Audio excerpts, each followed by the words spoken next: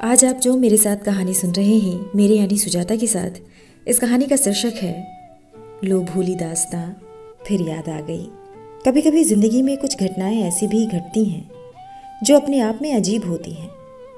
ऐसा ही वाकया एक बार मेरे साथ घटा था जब मैं दिल्ली से हैदराबाद जा रहा था। उस दिन बारिश हो रही थी जिसकी वजह से मुझे एयरपोर्ट पहुंचने में 10 मिनट की देरी हो गई थी और काउंटर बंद हो चुका था। आज पूरे 2 साल बाद जब मैं दिल्ली एयरपोर्ट पर उतरा और बारिश को उसी दिन की तरह मदमस्त बरसते देखा तो अचानक से वो भूला हुआ किस्सा ना जाने कैसे मेरे जहन में ताज़ा हो गया। मैं खुद में हैरान था क्योंकि पिछले 2 सालों में शायद ही मैंने इस किस्से को कभी याद किया होगा। एक बड़ी कंपनी में ऊंचे पद पर होने के चलते काम की जिम्मेदारियां इतनी ज़्यादा हैं कि कब सुबह से शाम और शाम से रात हो जाती है इसका हिसाब रखने की फुर्सत नहीं मिलती। यहाँ तक कि मैं इंसान हूँ, रोबोट नहीं, ये भी खुद को याद दिलाना पड़ता है। लेकिन आज हवाई जहाज़ से उतरते ही उस दिन की एकाएक बात आंखों के सामने ऐसे आ गई जैसे किसी ने मेरी ज़िंदगी को पीछे कर उस दिन के उसी वक्त पर आकर रोक दिया हो। चेकआउट करने के बाद मैं एयरपोर्ट से बाहर नहीं निकला, या यूँ कहें कि मैं जा नहीं पाया और वहीं उसी जगह पर जा बैठा जहाँ 2 साल पहले बैठा था। मेरी नज़रें भीड़ में उसे ही तलाशने लगी, ये जानते हुए कि ये सिर्फ मेरा पागलपन है। मेन गेट की तरफ देखते देखते मैं हर एक बात फिर से याद करने लगा। टिकट काउंटर बंद होने की वजह से उस दिन मेरे टिकट को 6 घंटे बाद वाली फ़्लाइट में ट्रांसफ़र कर दिया गया था। मेरा उसी दिन हैदराबाद पहुंचना बहुत ज़रूरी था। कोई और ऑप्शन मौजूद ना होने की वजह से मैं वहीं इंतज़ार करने लगा। बारिश इतनी तेज़ थी कि कहीं बाहर भी नहीं जा सकता था। बोर्डिंग पास था नहीं तो अंदर जाने की इजाज़त नहीं थी और बाहर ज़्यादा कुछ था नहीं देखने को, तो मैं अपने आईपैड पर किताब पढ़ने लगा। अभी 5 मिनट ही बीते होंगे कि एक लड़की गेट से भागती हुई आई और सीधा टिकट काउंटर पर आकर रुकी। उसकी सांसें बहुत ज़ोरों से चल रही थी। उसे देखकर लग रहा था कि वो बहुत दूर से भागती हुई आ रही है, शायद बारिश से बचने के लिए। लेकिन अगर ऐसा ही था तो भी उसकी कोशिश कहीं से भी कामयाब होती नज़र नहीं आ रही थी। वो सिर से पैर तक भीगी हुई थी। यूँ तो देखने में वो बहुत खूबसूरत नहीं थी, लेकिन उसके बाल कमर से 2 इंच नीचे तक पहुँच रहे थे और बड़ी बड़ी आंखें उसके सांवले रंग को संवारते हुए उसकी शख्सियत को आकर्षक बना रही थी।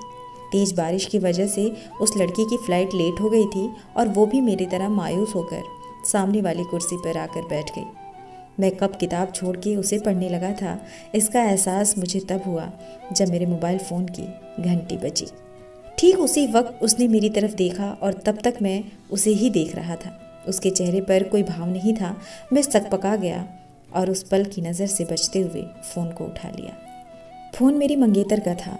मैं अभी उसे अपनी फ़्लाइट में सोने की कहानी बता ही रहा था कि मेरी नज़र मेरे सामने बैठी उस लड़की पर फिर से पड़ी। वो थोड़ी घबराई हुई सी लग रही थी।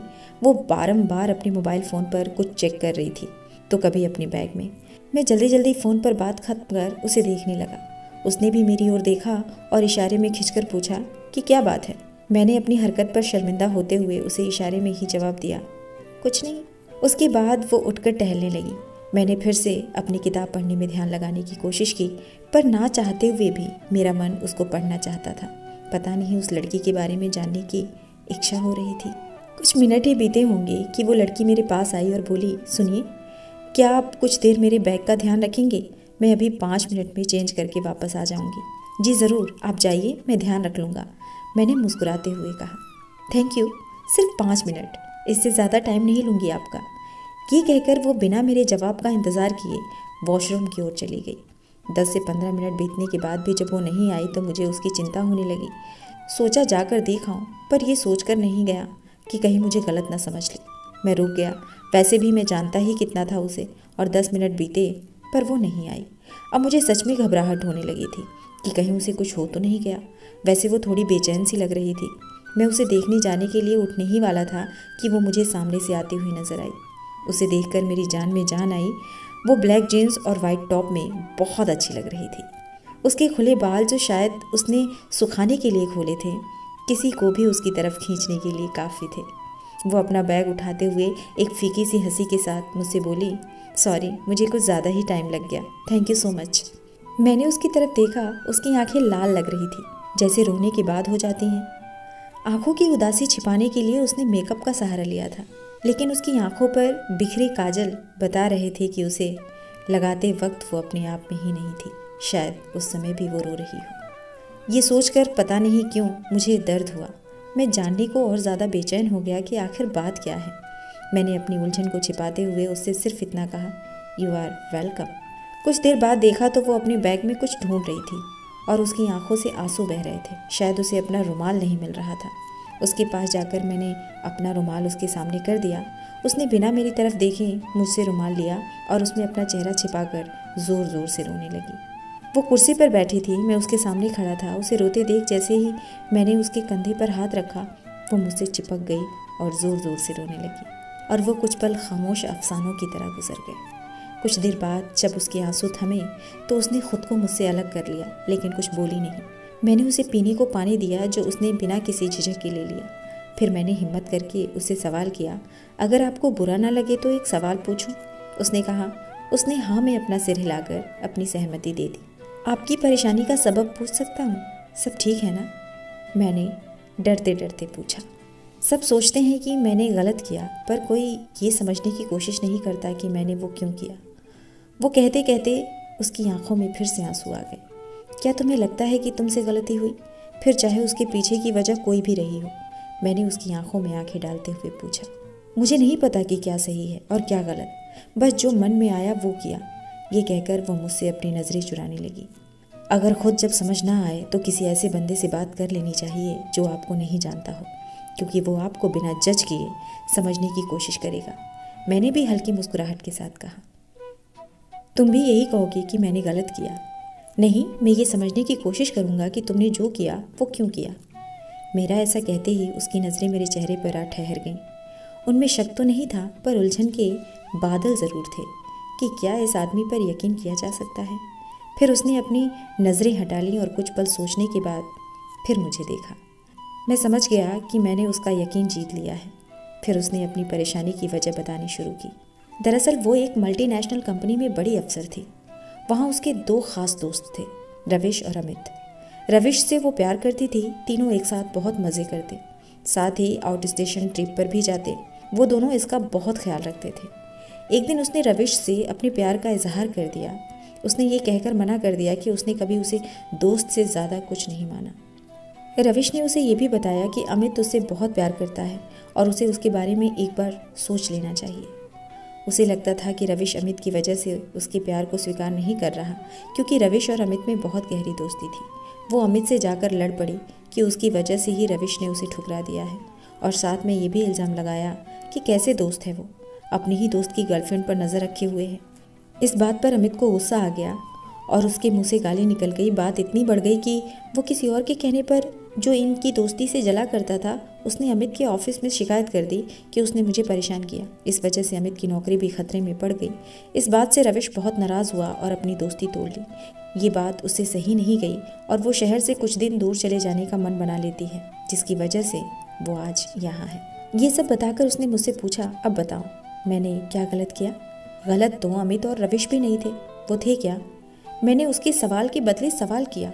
लेकिन रविश मुझसे प्यार करता था। जिस तरह से वो मेरी केयर करता था और हर रात पार्टी के बाद मुझे महफूज घर पहुंचाता था, उससे तो यही लगता था कि वो मेरी तरह प्यार में है। क्या उसने कभी तुमसे कहा कि वो तुमसे प्यार करता है? नहीं। क्या उसने कभी अकेले में तुमसे बाहर चलने को कहा? नहीं, पर उसकी हर हरकत से मुझे यही लगता था कि वो मुझे प्यार करता है। ऐसा तुम्हें लगता था। वो सिर्फ तुम्हें अच्छा दोस्त समझकर तुम्हारा ख्याल रखता था। मुझे पता था कि तुम मुझे भी गलत कहोगे, उसने थोड़े गुस्से में बोला। नहीं, मैं सिर्फ यही कह रहा हूँ कि अक्सर हमसे भूल हो जाती है ये समझने में कि जिसे हम प्यार कर रहे हैं वो असल में दोस्ती है, क्योंकि प्यार और दोस्ती में ज़्यादा फ़र्क नहीं होता। लेकिन उसकी ना की वजह अमित भी तो हो सकता है ना? हो सकता है, लेकिन तुमने ये जानने की कोशिश ही कहाँ की? अच्छा ये बताओ कि तुमने अमित की शिकायत क्यों की? उसने मुझे गाली दी थी। क्या सिर्फ यही वजह थी? तुमने सिर्फ एक गाली की वजह से अपने दोस्त का करियर दांव पर लगा दिया? मुझे नहीं पता था कि बात इतनी बढ़ जाएगी। मैं सिर्फ उससे माफ़ी मंगवाना चाहती थी, बस इतनी सी ही बात थी। मैंने उसकी आंखों में झांक कर पूछा। नहीं, मैं अमित को हट करके रविश से बदला लेना चाहती थी, क्योंकि उसकी वजह से ही रविश ने मुझे इनकार किया था। क्या तुम सचमुच रविश से प्यार करती हो? मेरे इस सवाल से वो चिढ़ गई और गुस्से में खड़ी हो गई। ये कैसा सवाल है? हाँ, मैं उसे प्यार करती हूँ। तभी तो उसके ये कहने पर कि मैं उसके प्यार तो क्या दोस्ती के भी लायक नहीं हूँ, ये सुनकर मुझे बहुत हर्ट हुआ है और मैं घर क्या अपना शहर ही छोड़ के जा रही हूँ।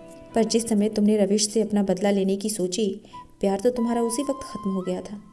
प्यार में सिर्फ प्यार किया जाता है, बदले नहीं लिए जाते। और वो दोनों तो तुम्हारे सबसे अच्छे दोस्त थे। मेरी बात सुनकर वो सोचती हुई फिर से कुर्सी पर बैठ गई। कुछ देर तक तो हम दोनों में से कोई कुछ नहीं बोला। कुछ देर बाद उसने ही चुप्पी तोड़ी और बोली, मुझ में क्या कमी थी जो उसे मुझसे प्यार नहीं हुआ? और ये कहते कहते वो मेरे कंधे पर सिर रख कर रोने लगी। हर बार इनकार करने की वजह किसी कमी का होना नहीं होता। हमारे लाख चाहने पर भी हम खुद को किसी से प्यार करने के लिए मना नहीं सकते। अगर ऐसा होता तो रविश ज़रूर ऐसा करता। मैंने भी उसके कंधे पर हाथ रखते हुए कहा। सब मुझे ही बुरा समझते हैं, उसने बच्चे की तरह रोते हुए कहा। नहीं नहीं, तुम बुरी नहीं हो, बस टाइम थोड़ा ख़राब है। तुम अपनी शिकायत वापस क्यों नहीं ले लेती? इससे मेरी ऑफिस में बहुत बदनामी होगी, कोई भी मुझसे बात नहीं करेगा। हो सकता है कि ऐसा करने से तुम अपनी दोस्ती को बचा लो, और क्या पता रविश तुमसे सचमुच प्यार करता हो और वो तुम्हें माफ़ करके अपने प्यार का इजहार कर दे। मैंने उसका मूड ठीक करने के लिए हंसते हुए कहा। ये सुनकर वो हंस पड़ी। बातों ही बातों में वक्त कब गुजर गया पता ही नहीं चला। मेरी फ़्लाइट जाने में भी अभी 2 घंटे बाकी थे और उसकी फ़्लाइट में 1 घंटा। मैंने उसे कहा, बहुत भूख लगी है, मैं कुछ खाने को लाता हूँ। कहकर मैं वहाँ से चला गया। थोड़ी देर बाद मैं जब वापस आया तो वो वहाँ नहीं थी, लेकिन मेरी सीट पर मेरे बैग के नीचे एक लेटर था जो उसने लिखा था। डियर, आज तुमने मुझे दूसरी गलती करने से बचा लिया, नहीं तो मैं सब कुछ छोड़कर चली जाती और फिर कभी कुछ ठीक नहीं हो पाता। अब मुझे पता है कि मुझे क्या करना है। तुम अजनबी नहीं होते तो शायद मैं कभी तुम्हारी बात नहीं सुनती और मुझे अपनी गलती का कभी एहसास नहीं होता। अजनबी ही रहो, इसलिए अपनी पहचान बताए बिना जा रही हूँ। शुक्रिया सही गलत का फ़र्क समझाने के लिए। ज़िंदगी ने चाहा तो फिर कभी तुमसे मुलाकात होगी। मैं ख़त पढ़कर मुस्कुरा दिया। कितना अजीब था ये सब। हमने घंटों बातें की लेकिन एक दूसरे का नाम तक नहीं पूछा। उसने भी मुझ अजनबी को अपने दिल का पूरा हाल बता दिया। बात करते हुए ऐसा कुछ लगा ही नहीं कि हम एक दूसरे को नहीं जानते। और मैं बर्गर खाते हुए यही सोचने लगा कि वो वापस जाकर करेगी क्या। फ़ोन की घंटी ने मुझे मेरे अतीत से जगाया। मैं अपना बैग उठाकर एयरपोर्ट से बाहर निकल गया, लेकिन निकलने से पहले मैंने एक बार फिर चारों तरफ इस उम्मीद से देखा कि शायद वो मुझे नज़र आ जाए। मुझे लगा कि शायद ज़िंदगी चाहती हो मेरी उससे फिर मुलाकात हो। ये सोचकर मैं पागलपन पर खुद ही हंस दिया और अपने रास्ते निकल पड़ा। अच्छा ही हुआ जो उस दिन हमने अपने फ़ोन नंबर एक्सचेंज नहीं किए और एक दूसरे का नाम नहीं पूछा। एक दूसरे को जान जाते तो वो याद आम हो जाती या वो याद ही नहीं रहती। अक्सर ऐसा होता है कि हम जब किसी को अच्छी तरह जानने लगते हैं तो वो लोग याद आना बंद हो जाते हैं। कुछ रिश्ते अजनबी भी तो रहने चाहिए, बिना कोई नाम के।